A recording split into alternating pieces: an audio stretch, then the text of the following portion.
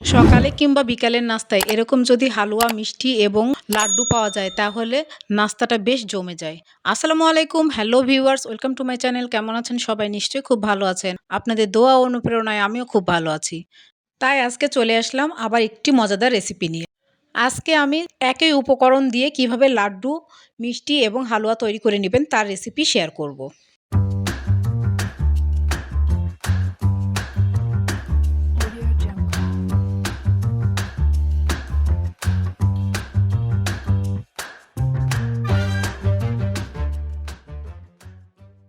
এখানে আমি বড় বড় ৫টি গাজর নিয়েছি।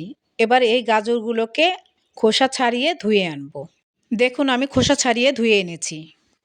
এবার এই গাজরগুলোকে একটি গ্রেটার দিয়ে গ্রেট করে নিব। তার জন্য সব গাজরগুলোকে সরিয়ে একটি গাজর ট্রেতে রাখবো এবং একটি গ্রেটার নিয়ে গ্রেটারের চিকন সাইড থেকে আমি এই যে এভাবে গ্রেট করে নিচ্ছি।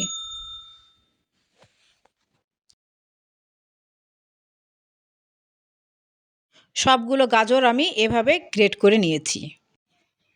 এবার রান্নায় চলে যাব। তার জন্য একটি কড়াই চুলায় বসিয়ে দিলাম। 2 টেবিল চামচ পরিমাণ ঘি দিয়ে দিলাম। ঘিটা মেল্ট হয়ে গেলে ড্রাই ফ্রুটসগুলো ঘিয়ের মধ্যে ঢেলে দিলাম।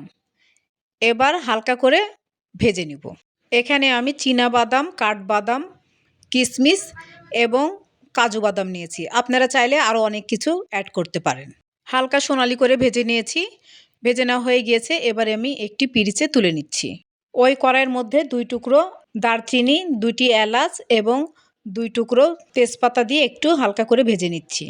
গরম মশলাগুলো থেকে সুন্দর অ্যারোমা বেরোলে গ্রেট করা গাজরগুলো ঢেলে দিলাম।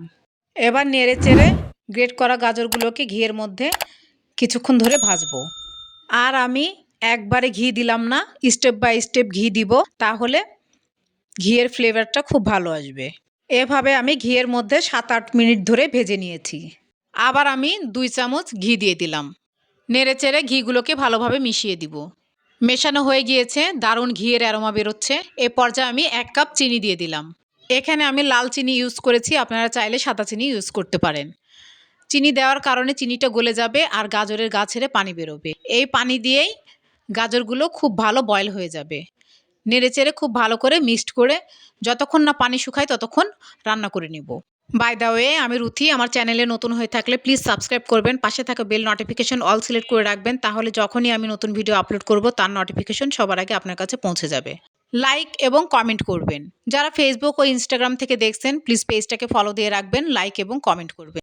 যারা লাইক, কমেন্ট, সাবস্ক্রাইব এবং ফলো দিয়েছেন তাদেরকে ম্যানি ম্যানি থ্যাঙ্কস। আজকে আমার চ্যানেলের এই ভিডিওটি যিনি ফার্স্ট ভিজিট করেছেন তাকেও ম্যানি ম্যানি থ্যাঙ্কস। আমার অন্যান্য রান্না দেখতে চাইলে প্লেলিস্টে ক্লিক করবেন, আমার সব রান্না দেখতে পেয়ে যাবেন।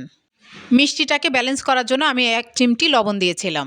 টেস্ট করে মনে হলো যে আরেকটু চিনি দিলে ভালো লাগবে, সেজন্য আমি সামান্য পরিমাণ চিনি দিয়ে দিলাম। মিষ্টিটা আপনাদের স্বাদ অনুযায়ী আপনারা কমিয়ে বাড়িয়ে নিতে পারেন। আমি আরও 10 মিনিট এভাবে ভেজে নিয়েছি। ভাজতে ভাজতে মনে হলো তেজপাতাগুলো তুলে ফেলে দিই, তাই ফেলে দিচ্ছি।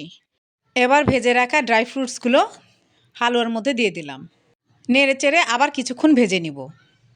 কিছুক্ষণ ভেজে নেওয়ার পরে 2 টেবিল চামচ পরিমাণ গুঁড়া দুধ দিয়ে দিলাম। আপনারা দুধ দিতে না চাইলে স্কিপ করতে পারেন, তবে গুঁড়া দুধ দিলে টেস্ট খুব ভালো হয়। নেড়ে চেড়ে গাজরের হালুয়ার সঙ্গে খুব ভালো করে মিশিয়ে দিব। নামানোর আগে 1 চামচ ঘি ছড়িয়ে দিলাম, এতে ফ্লেভারটা খুব ভালো আসবে। নেড়ে চেড়ে মিক্সড করে দিলাম। আসলে হালুয়াটা ততক্ষণ ভাজতে হবে যতক্ষণ না কড়াইয়ের গা ছেড়ে দলা পেকে পেকে আসে। যখন দলা দলা হয়ে আসবে তখন বুঝতে হবে যে হালুয়াটা অলমোস্ট রেডি। এখন আমার এই হালুয়াটা অলমোস্ট রেডি হয়ে গিয়েছে। এটা দিয়েই আমি লাড্ডু বানাবো, মিষ্টি বানাবো এবং হালুয়ার মতো করেও রাখবো। এই শাহি গাজরের হালুয়া একবার খেলে এর স্বাদে হারিয়ে যাবেন। হালুয়াটা অলমোস্ট রেডি হয়ে গিয়েছে। এবার আমি চুলা থেকে নামিয়ে রাখবো। হাতের উপর নিয়ে দেখুন গোল গোল করে আমি লাড্ডুর আকার শেপ দিয়ে নিচ্ছি। আসলে আমি খেয়াল করিনি যে ক্যামেরায় আমার হাত দেখা যাচ্ছে না। এই যে হাতে এরকমভাবে নিয়ে আপনারা হয়তো একটু বুঝে নিন। এই যে এভাবে আমি গোল করে লাড্ডুর শেপ করে নিলাম। এভাবে আমি কয়েকটি লাড্ডু বানিয়ে নিয়েছি। এবার মিষ্টি বানানো দেখাচ্ছি। একটি প্লেটের উপরে এই যে এইভাবে রেখেছি। ঠান্ডা হয়ে গেলে একটি নাইফের হেল্প দিয়ে কেটে নিয়ে হাতে একটু শেপ দিয়ে নিলেই হয়ে যাবে মিষ্টি। দেখুন আমি একই রান্নাতে হালুয়া, মিষ্টি এবং লাড্ডু তৈরি করা দেখালাম। সামনে শবে বরাত আসছে, এই রেসিপিটি অতিথি আপ্যায়নে অসম্ভব সুন্দর হবে। আমার রেসিপিটি ফলো করে অবশ্যই বাসায় ট্রাই করবেন এবং কমেন্টে আমাকে জানাবেন কেমন হয়েছে। আর অবশ্যই লাইক করে ভিডিওটা কন্টিনিউ করবেন। রেডি হয়ে গেল অসম্ভব মজাদার খেতে গাজরের হালুয়া, মিষ্টি এবং লাড্ডু। নিউ ভিডিও দেখার ইনভাইট করে আজকে বিদায় নিচ্ছি। ভালো থাকবেন, ভালো রাখবেন, আমার জন্য দোয়া করবেন। আল্লাহ হাফেজ।